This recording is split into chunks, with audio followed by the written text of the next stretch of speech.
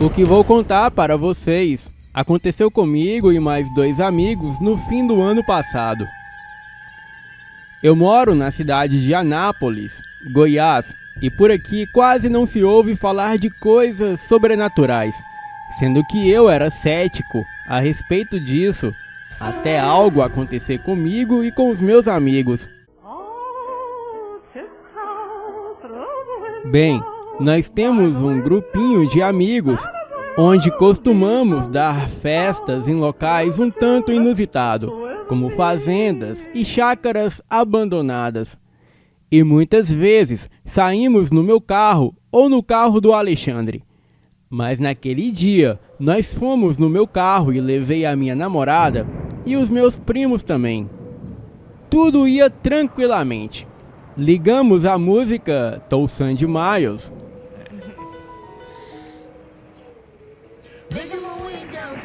A música do filme As Branquelas, e fomos todos cantando, mesmo sem saber nada de inglês. Mas quando era por volta das 20 horas, o carro começou a apresentar problemas mecânicos e não tinha forças nas subidas, e em seguida ele simplesmente travou o motor, não ligava mais e nem saía mais do lugar. Estávamos a mais ou menos 15 quilômetros da casa e 15 quilômetros da chácara abandonada, onde já estava rolando a festa. E também em uma estrada deserta, existindo apenas algumas casinhas próximas ao local aonde o carro estragou. Eu fiquei muito irritado com o que aconteceu, mas por sorte, lá pegava telefone celular, meio ruim de sinal, mas pegava. Eu liguei para minha prima buscar a minha namorada e os meus primos, sendo que os meus amigos também queriam ir, mas ela não quis levá-los. E isso já era por volta das 20h45, e tínhamos que andar muito ainda. Então os meus 2 amigos e eu começamos a andar, fomos conversando e brincando para não ter que pensar na distância. E a lua cheia logo foi saindo de trás das nuvens e clareando a estradinha de terra.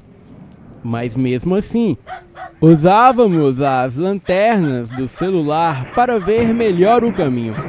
Mas vez ou outra, a lua se escondia por detrás das nuvens e ficava bastante escuro. Nós tínhamos andado cerca de 8 quilômetros e precisávamos passar por uma encruzilhada, e lá tinha algumas cruzes enterradas, e também havia um tipo de casinha de ponto de ônibus, que há muitos anos passava ônibus por ali. Eu estava no meio, o Alexandre no canto do barranco e o Alex do meu lado esquerdo. E quando estávamos quase chegando na encruzilhada, o Alexandre começou a ir na direção do meio da estrada e eu estranhei a atitude dele. "O que foi, Alexandre?" Eu perguntei a ele, mas ele não respondeu e apenas começou a andar mais depressa e a olhar para trás. Perguntei novamente, e quando apontei a lanterna do celular em sua direção, eu pude ver que ele estava pálido e passando muito mal e bastante assustado. E quando ele apontou com a mão para a casinha do ponto de ônibus na encruzilhada, ele falou trêmulo: "Tem uma coisa ali que não é deste mundo." Eu pensei que fosse brincadeira dele para nos assustar, mas logo em seguida eu ouvi um rosnado assustador. Então eu senti a minha espinha gelar. Arrepiei até os últimos cabelos da cabeça, e o Alexandre iluminou com a lanterna do celular, e o que vimos não era desse mundo. Era um enorme cão negro, deitado embaixo da casinha. Os seus olhos brilhavam em um tom avermelhado com a luz do celular. O cão, que já era muito grande, ele veio na nossa direção rosnando, mas o que me fez quase desmaiar foi quando o cão se levantou e, ficando de pé como uma pessoa, e aquilo chegava ao nosso tamanho. E olha, eu tenho 1,77 m.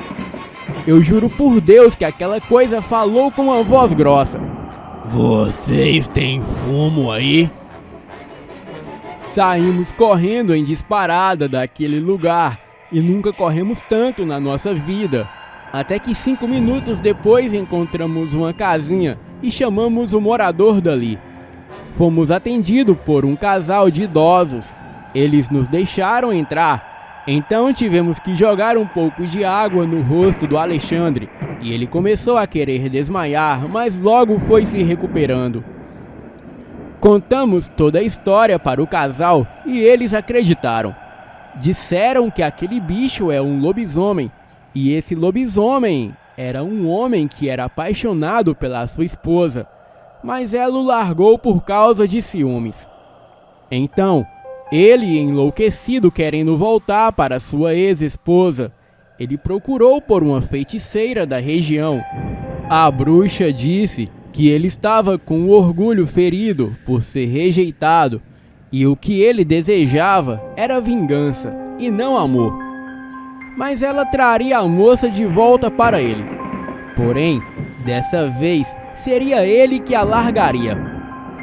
Bem, ele aceitou o acordo com a entidade maligna e aquele casal retornou e viveram juntos por alguns meses, até o rapaz começar a se transformar em bicho e daí realmente foi obrigado a abandonar a esposa. Ele fugiu para o mato para viver feito animal.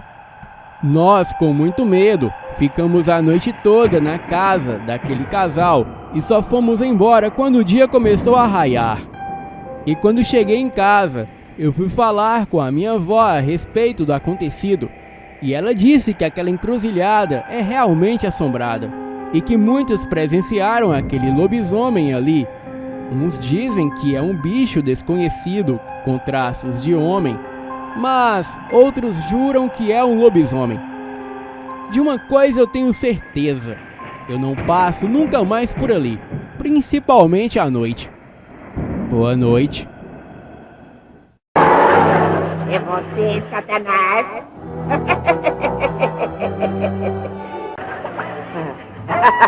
É você, Satanás!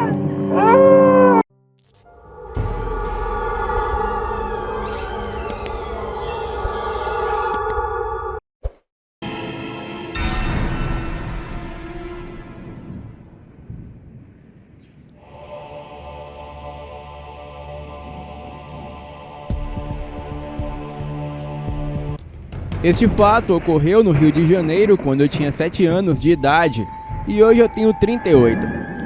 Era uma noite de grande tempestade, muita chuva mesmo, alguns relâmpagos e muitas trovoadas. Eu estava brincando no chão da sala e a minha mãe vendo televisão.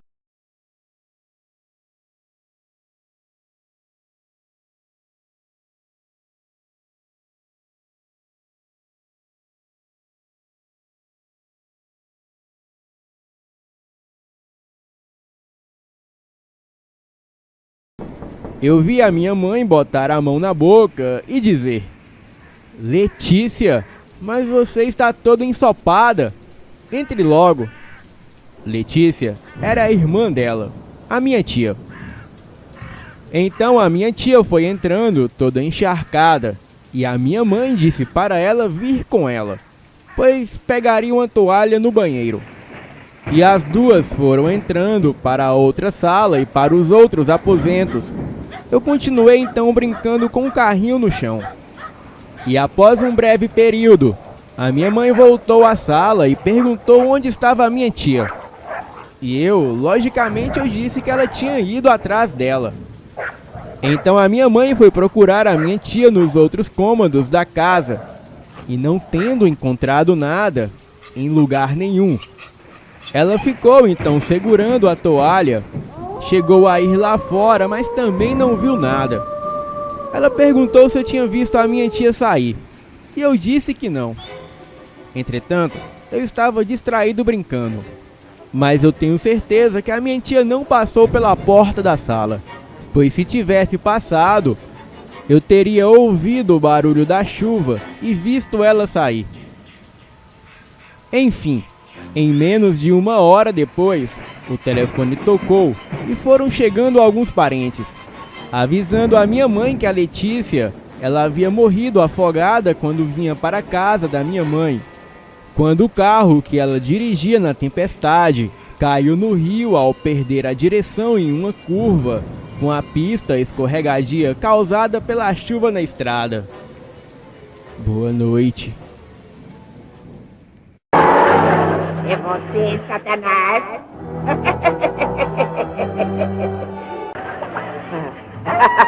É você, Satanás?